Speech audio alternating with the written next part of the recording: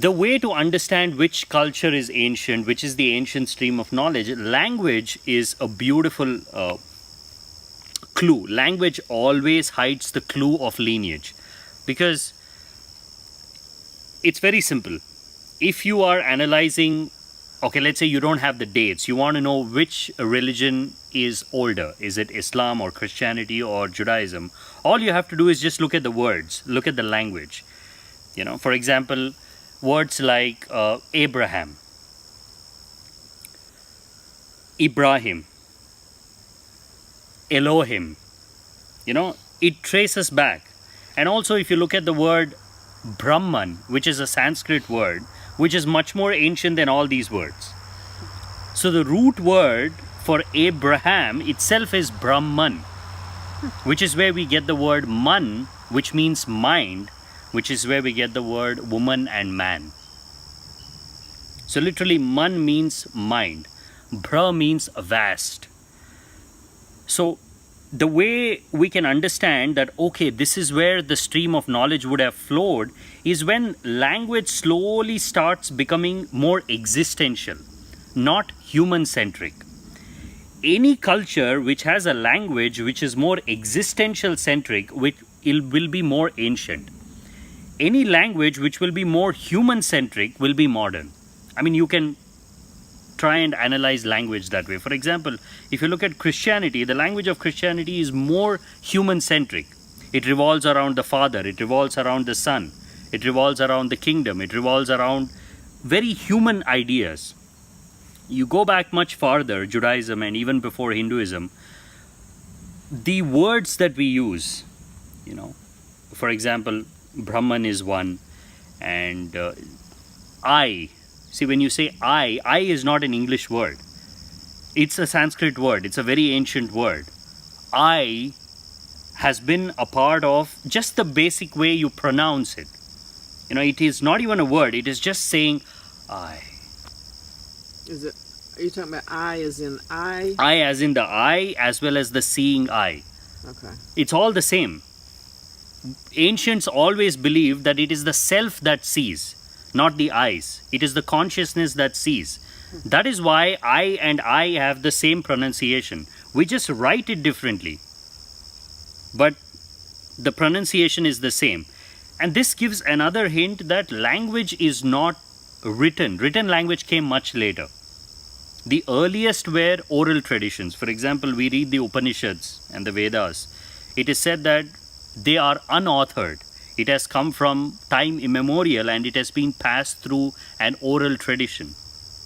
People have been singing these chants and mantras, and it has remained in the memory of people. And much later, when the Aryan race moved to the Indian subcontinent, Sanskrit began to develop and people started recording information. So Sanskrit was eventually called the language of gods. It was called Devalipi because it was language exclusively meant to record the spiritual teachings of ancient people. That is why when you pronounce Sanskrit, when you sing the mantras, the chants, you don't have to know the meaning. You don't have to connect with the actual meaning of the words, but still somewhere there is a resonance within. For example, the word Om. When you write it in English language, Om is a word. You write it as O-M. But really, when you pronounce it deep down, it is just a vibration. It is just... That is what Om is. We write it as O-M just for convenience, but it's just the vibration. So, and we call Om the primordial sound, the first sound. And that is why we say when Om, the sound which can be produced without using your tongue, when the tongue interferes with this sound, language is created. Basically, what the tongue does is, it blocks this sound from flowing freely. In fact, language itself, we say, comes about as a process of restricting the free flow of life's energy.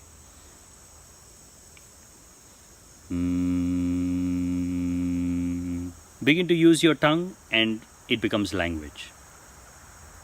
And if you look at U and Ma, which are the three primary sounds which make up the word Om, which make up the sound Om, All three can be pronounced without using your tongue.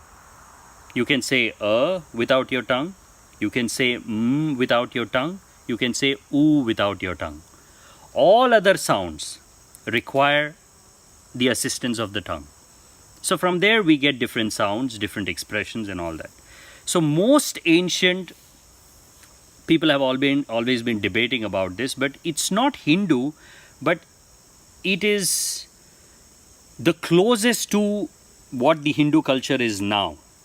In a sense, the ancients can be traced back to the Hindu culture, but it was not called Hindu, it was not a religion. It was just a collection of people, collection of chantings. And see, we'll have to understand the clear difference between monotheistic religions of Christianity, Islam, Judaism, and polytheistic religions like Hinduism, all others, Confucianism, all Chinese religions, Japanese religions. They're all polytheistic. There's no one God. There's no one supreme being that you pray to, right? Even in Buddhism, although they say Buddha is the Lord, they pray to so many other things. It is not just a Buddha. They've created one whole elaborate division of gods, which basically comes from Hindu culture. Only Hinduism, only Christianity, Islam, and Judaism are monotheistic cultures. In fact, when you say religion, it's basically monotheism, because there are set rules, set guidelines, and you need to follow all these things. But when a mixture of different belief systems come together, only for convenience sake, we call it a religion. Oh, Hindu religion. But there is really no religion there, because there's no central authority. And there's nobody to tell you the difference between right and wrong, except for some absolute idiotic fundamentalists who are there in every group.